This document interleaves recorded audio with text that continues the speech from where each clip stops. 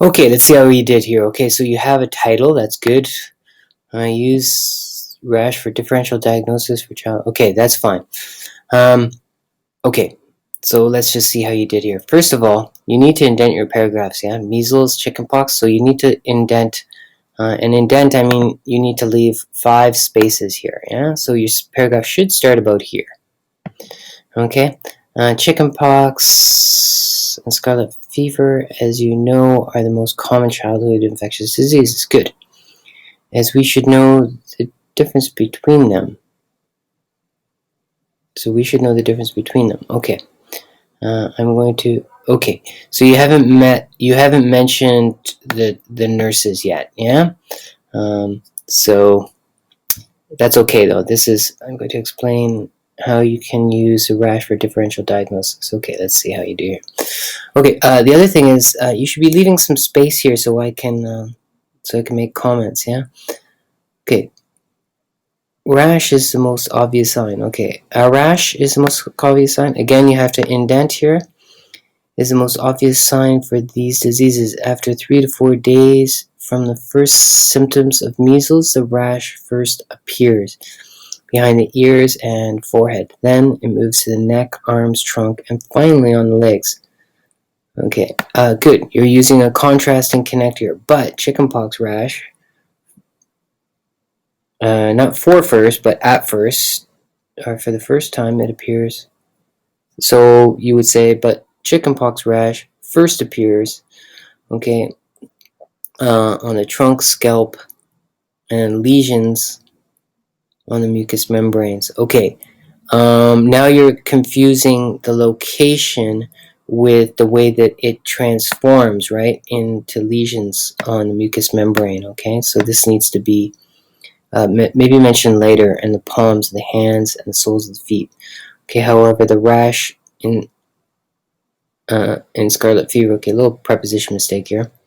Fever disease first appears on the neck and then on the trunk and finally on the arms. Okay, pretty good. You're comparing and contrasting. That's good. How the rash looks like. Okay, what does the rash look like? Not how the rash looks like. Okay, so you have a question probably. In measles.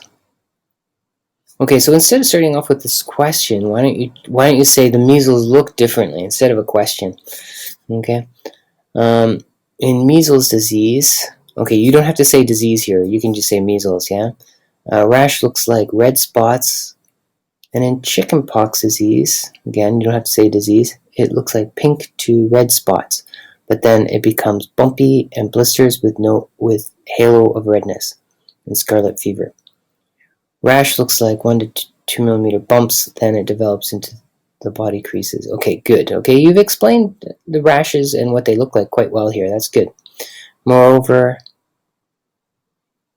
we would say the rash in chickenpox and scarlet fever sometimes is itchy. Okay, no. Actually, you're saying this incorrectly, yeah? Chickenpox is always itchy, and scarlet fever, sometimes it's itchy. But it does not itch in measles. Okay, that's good. Also, be sure that the duration of the rash for chickenpox may be 1 to 3 weeks, and scarlet fever. Okay, there's nothing to be sure of here, but you know they want to pay attention to the fact. Okay, you know that they're different if they've had. For another way to say this, so for example, is you know that it would be chickenpox if the rashes lasted for more than 4 to 5 days, because scarlet fever only lasts 4 to 5 days, whereas chickenpox lasts 1 to 3 weeks. Quite different, right? So ask your patient when and where the rash appears, or check it by yourself, for yourself, not by yourself, and see how the rash looks like. And okay, very good. Okay, this is a really quite a good summary, or sorry, paraphrase, and you really sort of dealt with the task quite well.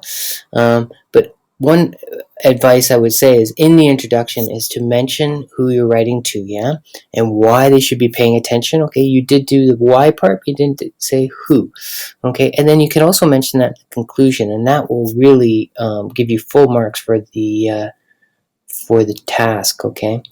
You made some small grammar mistakes here and there. Just keep it simple, and you could, this is a good, strong B plus paper. Good job. Excellent.